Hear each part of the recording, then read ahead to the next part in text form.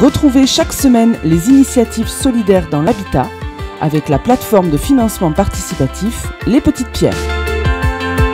À Béziers, l'une des villes les plus pauvres de France, l'association Casas Solidaris s'est donnée pour mission d'aider des habitants en situation de fragilité à se réinsérer par l'emploi tout en rénovant des logements. C'est dans ce cadre qu'elle fait appel en ce moment à la générosité des donateurs sur les Petites Pierres pour contribuer au financement de la rénovation d'un immeuble afin de pouvoir loger dès l'automne 2019 des familles précaires. Bonjour Marilyn Collot. Oui, bonjour. Alors vous allez nous expliquer en quoi consiste ce projet qui s'est concrétisé il y a très peu de temps avec la signature de l'acte de propriété d'un immeuble dans la ville de Béziers.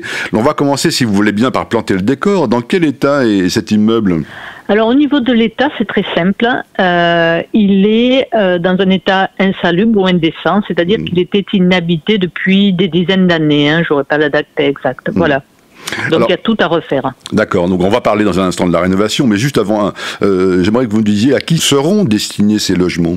Les logements, pour être un petit peu dans l'éthique de notre projet, qui est de produire des logements qui ressortent à un prix du loyer au mètre carré qui est un des moins chers du marché pour ce type de logement, c'est-à-dire au maximum 7 € du mètre carré. À savoir qu'aujourd'hui, on est plutôt dans des loyers qui sont de l'ordre de 10 à 15 € du mètre carré. Donc voilà pour ce type de logement. C'est s'adresser à des personnes. Aujourd'hui, on a, comme partout ailleurs et particulièrement à Béziers, des personnes qui sont fragilisées, soit de jeunes retraités, soit des jeunes salariés ou jeunes précaires, jeunes sans emploi. L'optique, c'est bien de mettre du logement qui soit du logement dans une démarche d'économie d'énergie. À ce titre, il y a eu un gros travail dans la réhab et du logement qui permette à tout un chacun qui est dans la précarité d'y accéder et en même temps de s'inscrire dans le territoire et d'améliorer tout ce qui est économie, insertion par l'économique. D'accord, justement, parce que on a compris que votre objectif maintenant, là, à partir de maintenant, puisque la signature est faite, on a bien compris que maintenant l'objectif, c'était de les rénover.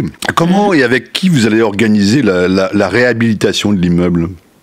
Alors, il faut peut-être aborder l'aspect financier au départ.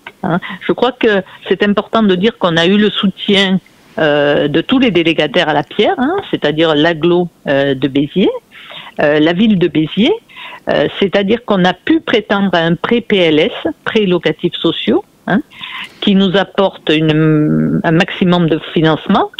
Mais surtout, dès le départ, on a eu le soutien de la Fondation Somfy et de sa plateforme de collecte solidaire Les Petites Pierres, qui nous ont permis, pour pouvoir penser ce projet et le réaliser, dans une première campagne de dons en 2017, d'avoir les 12 000 € d'apport personnel. Donc voilà le démarrage du projet, ce qui a permis de le réaliser.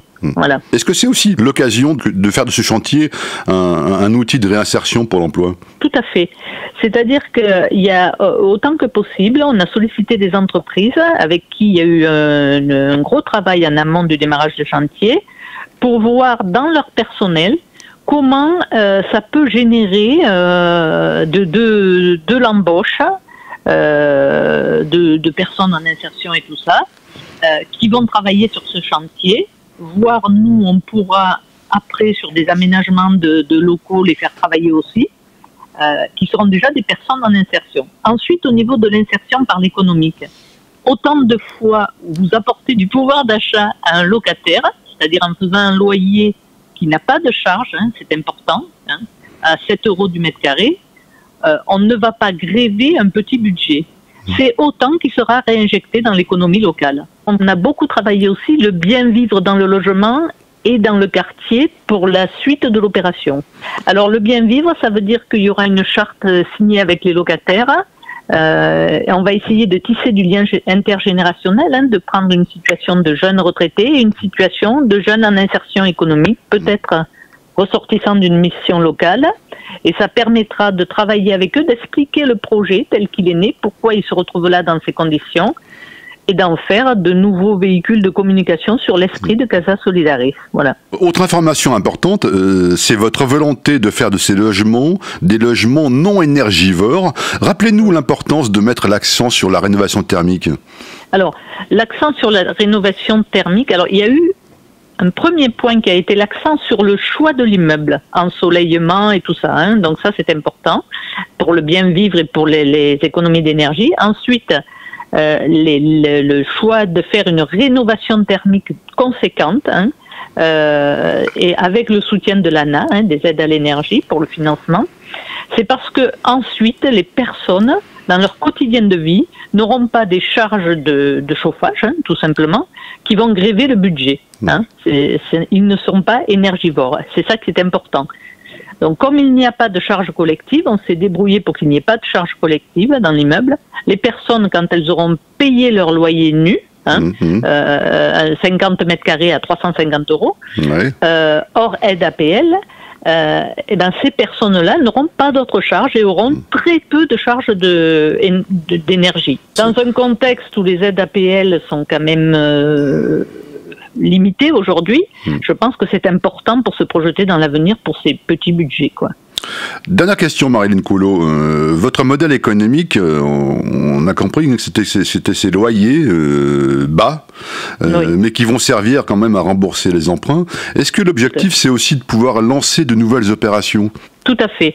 Donc, on a fait un gros travail, tant au niveau de la recherche d'immobilier, et là, je remercierai les vendeurs qui ont joué le jeu. Hein. On s'est retrouvé avec un immeuble à des prix très corrects, initialement. Ça veut dire que, ensuite, pardon de vous couper, mais ça veut dire quand même que, si je vous comprends bien, qu'il y a eu quand même un esprit de coopération entre différents acteurs. Hein, oui. Les vendeurs, l'agence qui a été à nos côtés, les entreprises avec qui nous avons négocié les devis. Donc toutes ces personnes ont travaillé avec nous en bon état d'esprit pour qu'on puisse réaliser aujourd'hui un projet qui va nous permettre de sortir de loyers qui vont déjà générer, donc dans l'état d'esprit et dans l'éthique qu'on a précisé précédemment, et qui vont, par rapport à l'emprunt, qui est un emprunt de 110 000 € à un taux de 2,15, qui vont nous permettre de générer du bénéfice qui sera mis à profit pour payer les prochaines mensualités d'emprunt sur un prochain immeuble. Voilà le raisonnement. Bah écoutez, on voit que quand l'innovation et la coopération se conjuguent, hein, ça permet de faire des choses qui paraissaient impossibles et qui sont extraordinaires. Merci infiniment, Marilyn Coulot. Je rappelle que vous êtes donc en ce moment en pleine campagne de financement participatif sur la plateforme Les Petites Pierres. Et on suivra avec intérêt, évidemment, cette grande aventure sociale et solidaire. C'était les initiatives solidaires dans l'habitat avec la plateforme de financement participatif Les Petites Pierres.